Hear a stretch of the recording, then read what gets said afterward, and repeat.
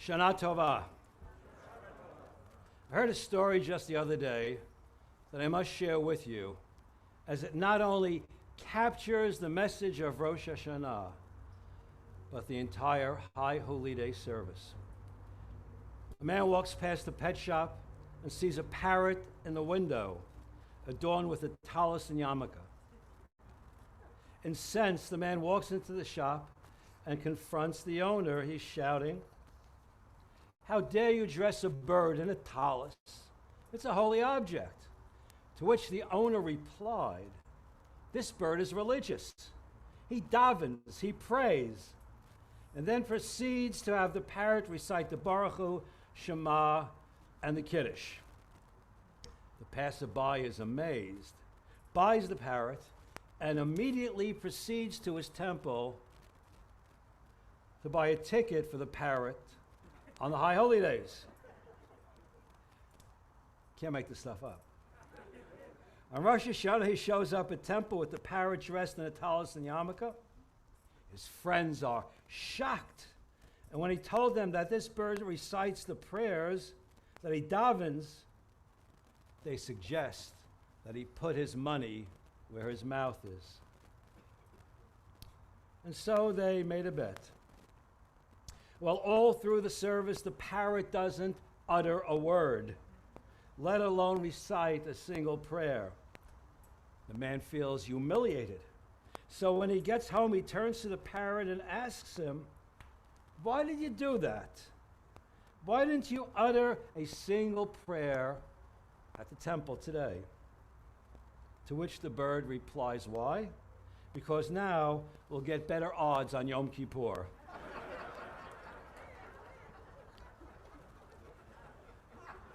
My son writes this stuff for me, by the way. It seems that wherever you turn, people are asking the same question. What are the odds? What are the odds that this year will be better than last year? How can we change things for the better?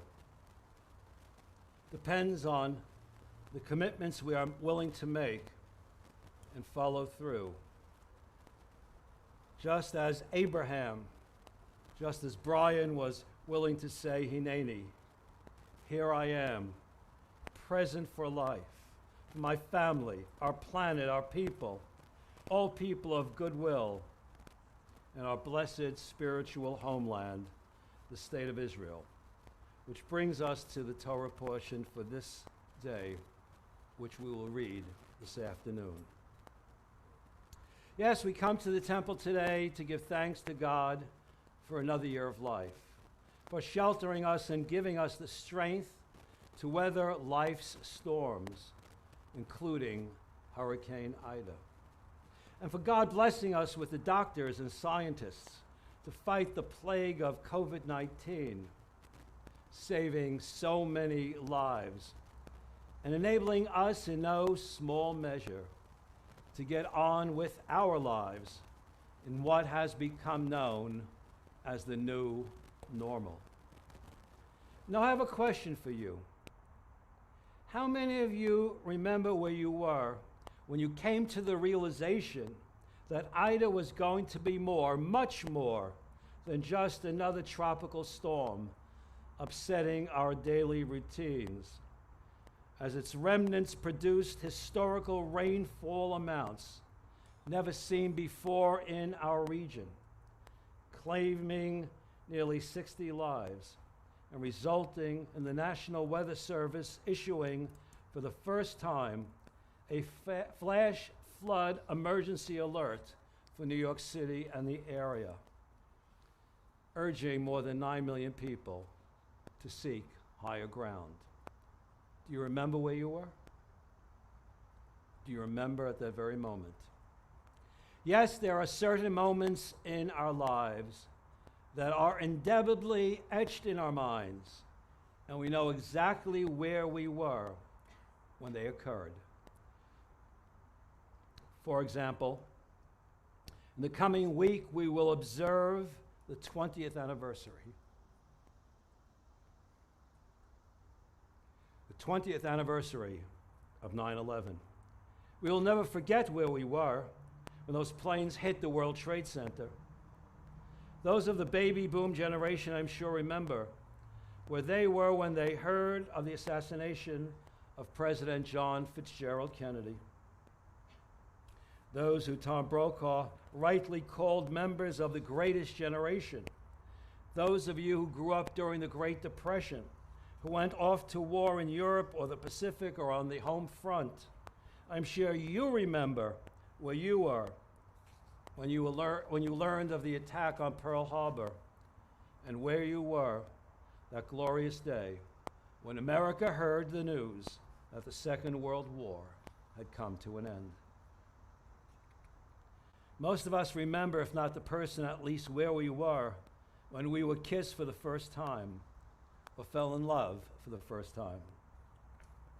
And being the great romantic that I am, I most vividly remember to the last detail where I was when I got behind the wheel for the first time in the first car I owned, a very used 1960 VW Beetle, my love bug.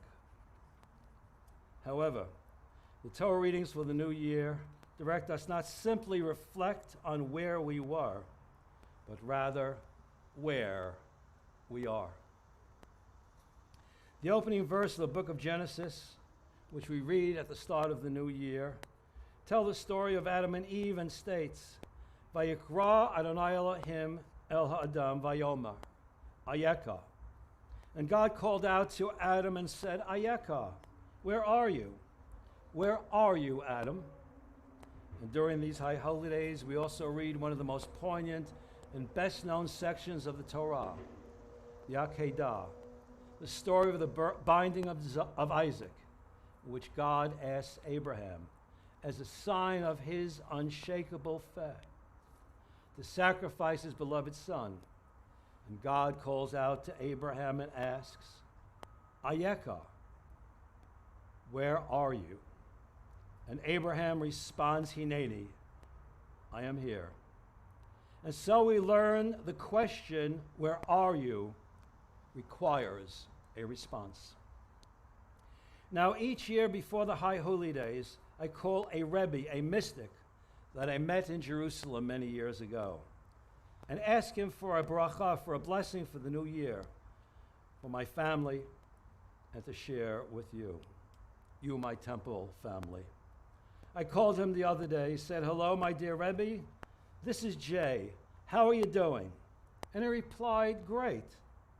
And tell me, Jay, where are you now? And I said, where I have been for most of my life, in New York. And you know, when he asked me, where are you now? Something didn't seem right, because we had been in touch over the last few weeks. And so I figured it was understandable that he forgot. After all, he was a mystic. I let it go. Then I said, dear Rebbe, please give me your blessing.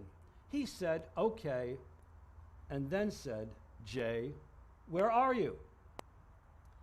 And then I thought to myself, what is going on here? So I responded, Rebbe, you know that I am in New York. I told you that last year and the year before and the previous 8 years. And he said to me, Jay, I know that you are in New York at a new and wonderful and prominent temple, Temple Israel of New Rochelle. You are indeed fortunate to have been called to serve this congregation as its senior rabbi. And this is my blessing for you. Where are you? It took me some time to realize what a profound message, what an important blessing he was giving to me, to you, on this beginning of the new year. Ayeka, where are you? Where are you, Jay? Where are you, Jordan, Michelle? Where are you, Cantor Schloss? Where are you, Brian? Where are you, Anita and Andy? Where are you, Rebecca? Imagine how our lives would be different if we asked ourselves, where are we? We don't often ask ourselves that question. That question, as more commonly put, where are you at? not the city or the address, but where is the place that our minds and our hearts are at. And being afraid of the answer, which would profoundly alter the lives we are living, we don't ask ourselves that question. That takes a lot of moral courage to do. It takes guts to look at yourself not as you wish you were, but as you really are. It's not an easy thing to do. If only we could wake up and look at ourselves and ask, Ayeka, where are we at? Imagine what kind of life we would have. Where are we at? A great thinker and leader of the Jewish people, a staunch patriot of his country of birth, Germany, after taking a cold, hard, realistic look at the state of affairs for Jews in Europe, taking off the rose-colored glasses that deluded the Jews of Berlin and Vienna to believe that theirs was a love affair, that they were accepted as equals by the citizens of their respective countries, when in truth it was a one-sided love affair. This individual, Theodor Herzl, asked the hard questions. Where are we at? What does the future hold for our people? By asking that question, he transformed the course of Jewish history and world history to this day. Theodor Herzl was an assimilated Jew. He dismissed all religion as uncivilized and spoke of Judaism with mocking cynicism. Herzl, a journalist who covered the Dreyfus affair in Paris for the Vienna-based Neue Freie Presse, was appalled by the anti-Semitism that he saw and by the mass rallies on the streets of Paris where many chanted, "Death to the Jews." Though Alfred Dreyfus, a Jew and captain in the French army, was ultimately exonerated, having been falsely convicted of spying for Germany and sent to Devil's Island, Herzl came to the realization that for the Jews to live in safety and security and be free from the poisonous virus of anti-Semitism, they needed their own homeland. So Herzl wrote his manifesto, which became the blueprint for modern political Zionism, der Judenstaat, the Jewish state. In 1898, in Basel, Switzerland, at the Zionist conference he convened, Herzl predicted that within 50 years, the Jewish people would have their own independent state, the State of Israel. And exactly 50 years later, the State of Israel was established. Yes, Theodor Herzl had the courage to assess where we were at as a people and act. Now, by nature, people like to live with fantasies. Fantasies are encouraging, uplifting. They make you feel good. Well, this morning I used some shampoo. Now you're probably asking, why would I need shampoo? That's a question unto itself. It was Pantene shampoo. And the tagline on the bottle read, you know it, to get the kind of hair you want, know the kind of hair you have. So I used volumizing shampoo. And it didn't work. But be that as it may, that slogan is so true. For to know where you want to get, the first step is Ayeka. Where are you at? And it's the hardest thing in the world. To wake up and see the reality for what it is. Not what we wish it would be. Not who we wish you were, but who you really are. So if you want to have a better year this coming year, to begin, we need to look at ourselves the way we really are and give up the fantasies we cling to it. Next, when we ask Ayeka, know that we are changing all the time. This past spring, one of my students shared with me his concerns about beginning college this fall. And he asked me, Rabbi, because of some of the issues I had in high school, do you think I can make it? Do you think I will succeed in college? I told him, as I now tell all of us, all of us at times of new beginnings. Don't let your past define or determine your future. We are changing all the time. Where we were at yesterday is not the same place we are at today, or where we will be tomorrow.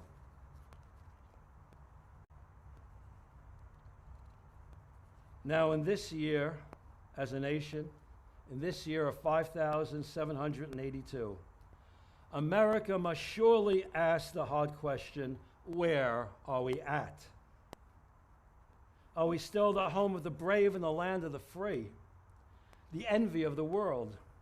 In addition to COVID-19, we are plagued with systemic racism, anti-Semitism, violence against Asians, a nation divided against itself. We don't simply disagree with one another, but vilify and demonize those who believe differently. We have lost our civility, our ability to agree and disagree agreeably. We have fomented a culture of hatred, which led to the despicable, satanistic attack against the halls of government and our elected officials on January 6th. An assault not only on the Capitol, but upon every American who believes in the promise of our democratic system that guarantees the right for every American to life, liberty, and the pursuit of happiness. It has led to a state of Texas, a state where anyone with the price of a Colt 45 can have it hanging from their belt.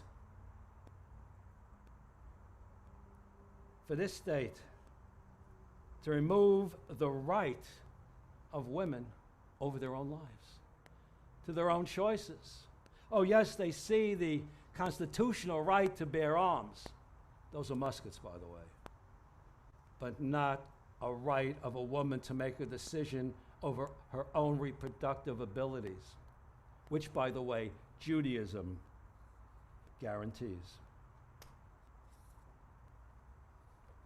The answer to these questions lie not in the White House, not in the State House, not in the house next door, but in our own homes.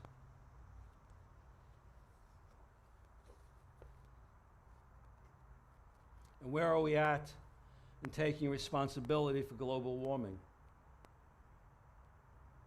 Hayom, today, we must heed the warnings given us by the world. Fires raging across the West, floodwaters rising across the South and Northeast before it's too late.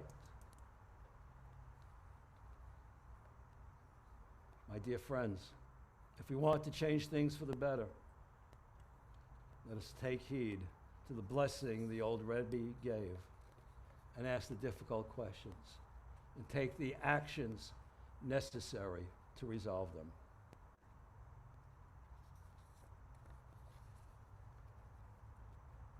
And the state of Israel on this day of judgment must ask itself, where are they at? I'll tell you where they're at.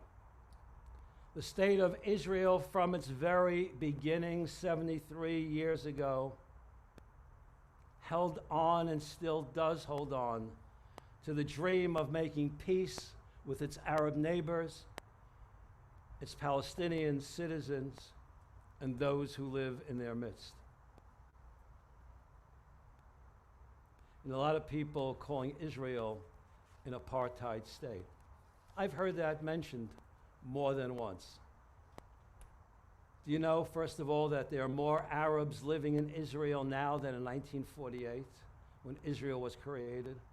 The Arab population has not been cleansed, it has been expanded. Apartheid. Go explain why Israel sent Mossad agents to Ethiopia to rescue thousands of black Falasha Jews, resettling them in Israel. An operation described as being, for the first time in history, that thousands of Africans were brought to a white country, not for slavery, but to freedom. An apartheid state? go ahead and explain why 17% of Israel's doctors, 25% of their nurses, and over 40% of their pharmacists are Israeli Arabs. Well, go tell the people that while this past June here in the U.S., we celebrated the first Muslim becoming a justice on a federal court. While there has been a Muslim sitting on the Israeli Supreme Court for the last 20 years. And go explain to those who call Israel an apartheid state that Israel's new government has within it a fierce feminist, a gay man, a black Ethiopian, a radical leftist, a former Russian bouncer. We go drinking together, by the way. A right-wing settler, and a Muslim Arab party.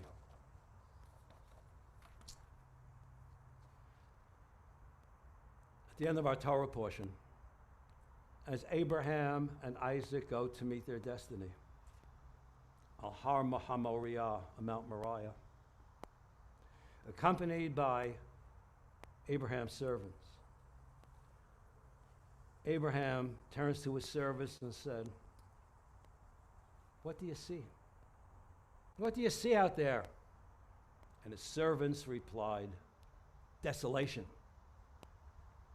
And then Isaac he turned to and asked, "What do you see?" He said, "I see a magnificent mountaintop with the holy hovering above it." You see,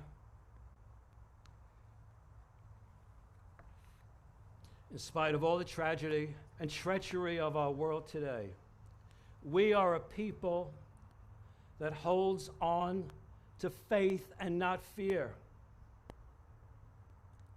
It's exhibited in this story, with which I will close.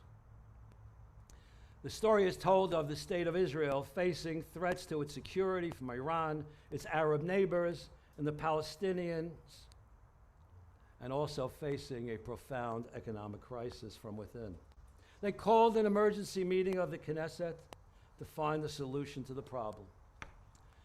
After 2 hours of heated debate, one member of the Knesset rose and shouted, "Stop! I have the solution for all our problems." They're looking at him. This Meshiga Gavon. That's Israeli. What, you lost your mind? They said, "Okay, tell us, what's the solution?" And he said, "Let's declare war on the United States of America." They thought he was insane. He said, "It's not insane, listen to this. Every country in the world that has gone to war with the United States, and after it lost, America poured billions of dollars into rebuilding the nation's economy, infrastructure, housing, social services, as well as attending to its security needs. And then another man in the Knesset rose and said, "What if we win? What if we win? What if we win? What if we win?" That's the Jewish spirit.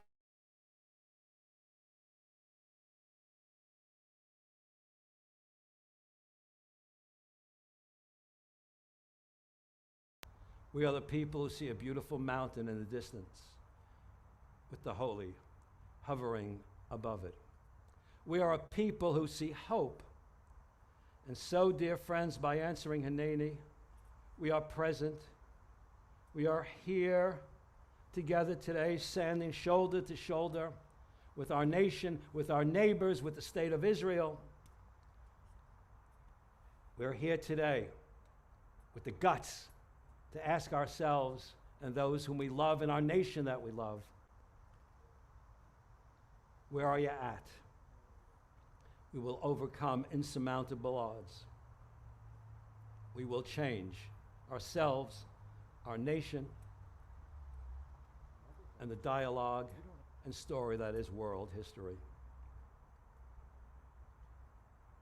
This is who we are.